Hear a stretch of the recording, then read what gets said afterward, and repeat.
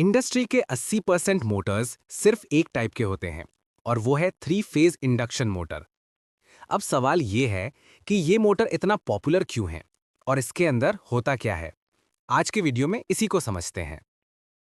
तो मैं हूं मिजान अख्तर और यहाँ हम करते हैं इंजीनियरिंग को सिंप्लीफाई।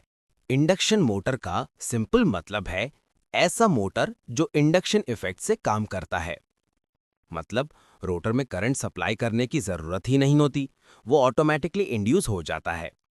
इसी वजह से इसको सेल्फ स्टार्टिंग मोटर भी बोलते हैं। तो डेफिनेशन सिंपल है। अ 3 phase induction motor is an AC motor in which rotor current is induced by electromagnetic induction when a 3 phase supply is given to the stator।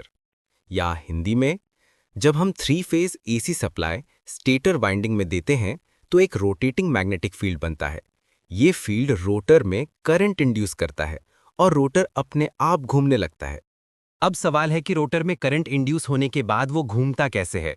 ये कौन सा लॉ है जो मोटर को मोशन देता है, इसको हम डिटेल में समझेंगे अगले लेक्चर में। अब ये 3 फेज क्यों, सिंगल फेज मोटर भी होते हैं पर उनमें स्टार्टिंग टॉर्क कम होता है और वाइब्रेशन ज़्यादा होता है।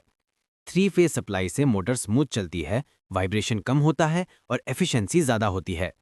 इसी वजह से फैक्ट्रीज, मिल्स, लिफ्ट्स, पंप्स सब में 3 फेज इंडक्शन मोटर यूज होता है। चलो क्विक रिकैप हो जाए।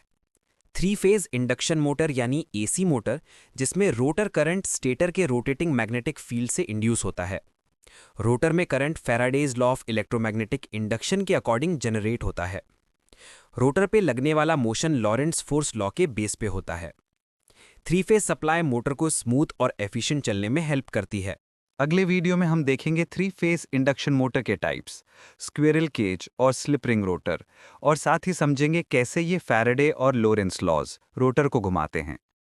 अगर आपको ये वीडियो पसंद आया हो तो लाइक करें, शेयर करें और प्लेलिस्ट को फॉलो करें ताकि आपका induction motor chapter step by step clear हो जाए।